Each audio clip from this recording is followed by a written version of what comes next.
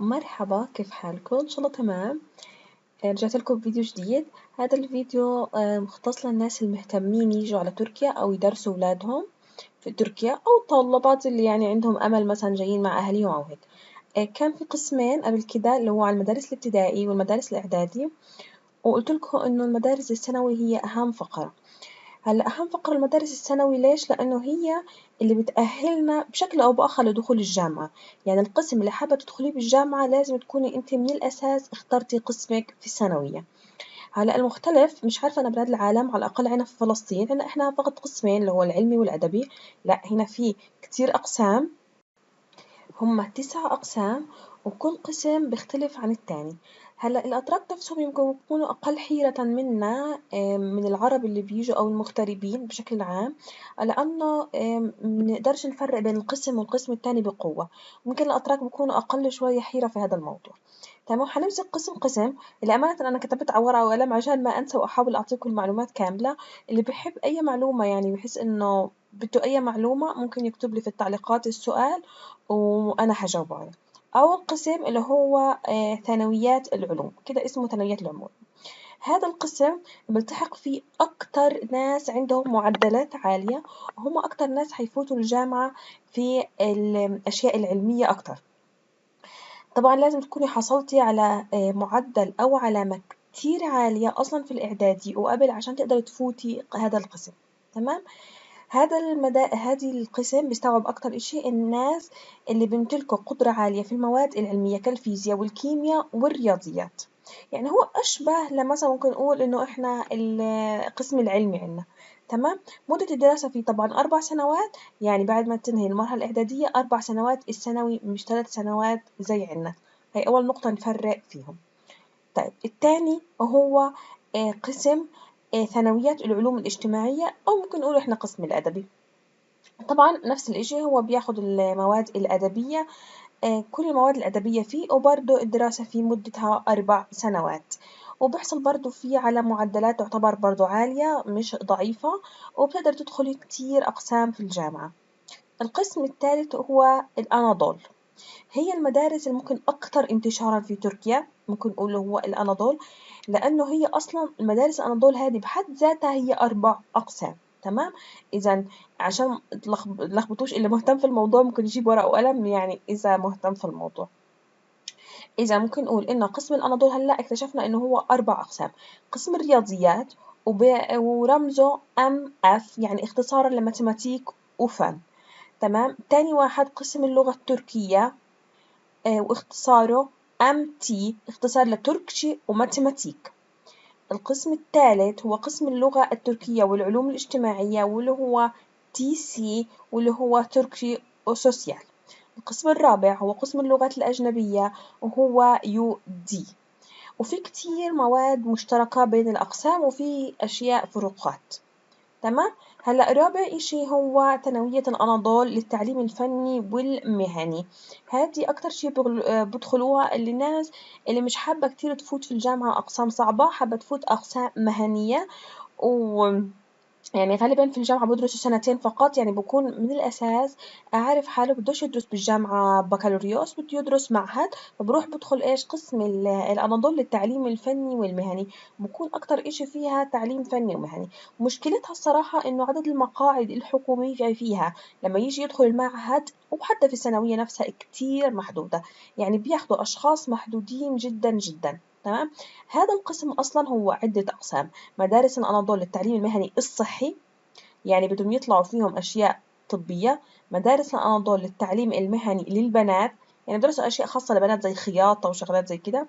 مدارس المهنية التجارية، مدارس الأناضول للاتصالات، مدارس المهنية السياحية، الثانوية الفنية والمهنية الصناعية والزراعية، واحدة تانية زراعية صرنا 7، والفنون الجميلة. وتاسع واحدة الرياضة. يعني الأناضول للتعليم المهني أي شغلة فيها أشياء مهنية أكتر، زي زراعة، سياحة، فنادق، تجارة، خياطة، أي شغلة من الأساس بدرسوا هذا الإشي بتكون دراسته أسهل شوية، وبختار بالجامعة إنه يدرس سنتين. تمام. هلا كل وحدة فيهم لها أفرع كتير وأشياء كتير، في منهم أقسام بعضها جديدة، في أقسام بعضها قديمة. يعني التطرق إلهم إذا حابين ممكن نتطرق إلهم في فيديو تاني نحكي عن كل قسم شو بيدرس وليش الطلاب بيختاروه. يعني اختيار فيه عالي للناس اللي ما بتحب الجامعة. الصراحة هذا الإشي كتير حلو. في ناس بتكون يعني مش حابين يدرسوا بالجامعة أو بيحبوا الأقسام المهنية، أو بتكون هذا الشخص يعني عنده حرفة يدوية مثلا، بحب الرسم، بحب الزراعة، بحب الصناعة، فما بيضطر يدرس كتير ويدرس كمان جامعة، فهو هذا القسم تبعهم. مدة الدراسة فيه برضه 4 سنوات. تمام.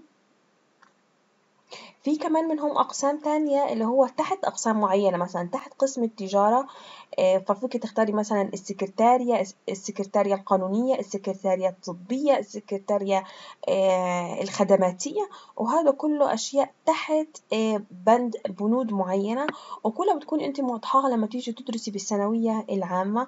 وهذا الإشي مريح جدا لإخراج ناس مش كلهم فقط لازم الأتراك عندهم فكرة إنه مش كلهم فقط لازم يدرسوا بالجامعة، مش الكل لازم يصير مهندس ودكتور، لأ، كمان السكرتارية مهمة، كمان قسم الاتصالات مهم، كمان قسم الفنون مهم، كمان قسم الخياطة مهم، وهكذا. فبربوا جيل إنه أنت ما ضروري تضل تطلع مهندس أو دكتور أو مثلا صيدلي أو هذه الأقسام، لا، أنت قديش إمكانياتك، أنت قديش حرفك، فبتختار على هذا الأساس. طبعا في ضمنها كمان مدارس الأنظار للاتصالات والإعلام، برضو هذه بتخليه مثلا زي كيف مثلا زي الصحافة. يعني بدل ما أنت تخلص 4 سنين مثلا علمي أو أدبي بعدين تروح تدرس كمان بالجامعة صحافة، لا، أنت من الأساس مثلا بتختار صحافة، بتختار إعلام، بتختار قسم التلفزيون وهكذا. وهدول كلهم طبعا فيهم كتير كتير كتير بنود، اللي بحب إني أحكي فيهم ممكن. طبعا في منهم أهم قسم كمان من الأقسام المهمة تبعت الإمام الخطيب وأقسام إنك أنت إذا اللي بحب يطلع داعية، اللي بحب يطلع إمام مسجد، اللي بحب يطلع مؤذن، من هذه الأشياء برضو اسمها إلها قسم خاص بخلصوا فيه من الإعدادية وبروحوا على قسم الإعدادية الشريعة. تمام. بيلتحقوا فيها. طبعا بتقدم الثانوية هذه عديد من المزايا عشان الناس تلتحق فيها. ليش؟ بيقدموا لهم عشان زي ما قلت نفس الفكرة، إنه مش كلنا لازم نطلع دكاترة أو مهندسين أو يعني أي أقسام عالية. فبتقدم مثلا تقريبا راتب شهري بمقدار 30% على الأقل من راتب الحد الأدنى الصافي للأجور المتعارف عليها. يعني بنقول قديش هو الأجور المتعارف عليها، بعطوهم 30% وهم عم بدرسوا علشان كيف يغروهم لهذه الدراسة. طبعا في كمان منح كتير فيها تقريبا 50,000 ليرة بيقدموها كمنح دولية. وممكن لهدول الطلاب كمان يسجلوا في مراكز التشغيل، يعني من قبل ما يفوتوا الجامعة أو يدرسوا في أثناء تدرسهم في هذه الإعدادية بحق لهم يدرسوا في التشغيل. طبعا إذا خلصنا الأقسام الأولية هلأ في قسم الخامس مدارس الأناضول للأئمة والخطباء. هذه المدارس خصوصي للوعظ والخطابة وتعليم القرآن، وأعدوا هدول الطلاب لمعترك حياة دينية أكتر. دراستها برضو 4 سنين، ولما تدخل الجامعة بحق لك حسب العلامة اللي بتحق لها، ولكن بحق لك تدخل أقسام كتير في الجامعة. التوظيف فيها حاليا صار كتير منيح. نسب النجاح أو الدخول فيها تعتبر منخفضة لأنهم بيختاروا، يعني مش كتير بتم اختيارهم، مش كتير نجاح، يعني 20% تقريبا. فأما المدارس المناهج اللي بتدرس في هذه الثانويات، مدارس يعني قسم الأناضول والإمام الخطيب، هي نفس اللي بتدرس في قسم الأناضول العادي. تمام. بس بيزيد عليها مادة الشريعة والفقه والحديث والقرآن. سادس إشي، هلا صرنا بالسادسة، الثانويات ذا البرامج المتعددة. هذه موجودة في بعض المناطق السكانية الواقعة خارج الولايات الأساسية، ممكن نقول علشان برضو للأشياء المهنية. هلأ للأمانة يعني في الوهلة الأولى نعتقد تماما إنهم كتير بيشبهوا بعض، ولكن عندما تيجي تختار لابنك هنا للناس اللي بحب يجوا في تركيا، لا، هما ما بيشبهوش بعض. لازم تكوني خيارك في موضوع الثانوية مهم جدا، لأنه زي ما قلت بالأول إنه هو اللي بيحررك لدخول الجامعة. طبعا تامن إشي اللي هي الثانوية العسكرية، اللي هما بيكونوا بدهم يدرسوا يعني بدهم يصيروا إشي بالجيش أو ضابط أو شي عسكري. طبعا لازم تكون دارس باختيار، في إلها اختيار بتدخل امتحان معين ليتم قبولهم. غالبا بكون فيها 13 سؤال باللغة التركية، 15 سؤال بالاجتماعيات، 30 سؤال الرياضيات، 25 سؤال علوم. إذا اجتازت هذا الإشي بحق لك تدخل ثانوية العسكرية. تاسع إشي الثانوية الليلية. هذه الثانوية يعني ممكن نقولها مش قسم تاني، يعني مش قسم لحالها، ولكن قسم كتير مهم. هذه المدارس بتستوعب الناس اللي اضطروا لإنهم يسيبوا المدارس قبل، يعني مثلا ممكن تساب المدرسة قبل ما يفوت الثانوية. فهذه المدارس غالبا بتكون ليلية، يعني المنهاج تبعها بعد العصر أو بالليل، لا اضطروا مثلا لظروف معينة إنهم يشتغلوا، اضطروا لظرف معين إنه يسيب المدرسة، لأي ظرف فيه يدرس في هذه المدرسة علشان يعاود يكمل، عشان يعاود يكمل بعد كده. طبعا كفاءة هذه المدارس تعتبر عالية جدا. في إلها بعض الشروط لتقدر تسجلي فيها، يعني يكون عمرك ما اجتازش الفترة، يعني كل مثلا تقول اتأخرتي عدد معين عن السنين، مش صار عمرك مثلا كتير كبير. تمام. لازم تكوني على الأقل خلصتي المرحلة الإعدادي، يعني ما فيكي تشتركي فيها بالثانوي الليلي وانتي ما معك إعدادي أصلا. وللي ترك مثلا درس أولى ثانوي في أي قسم من الثمانية التانيين مثلا، مش هم 4 سنين، درس مثلا سنة أو سنتين وبعدين ترك، برضه بيقدر يكمل. تمام. وهذه كتير مهمة ليقدروا يكملوا المدارس كاملة. طبعا في عنا فروع زي المدارس مثلا الأجنبية، المدارس المعاهد فورا.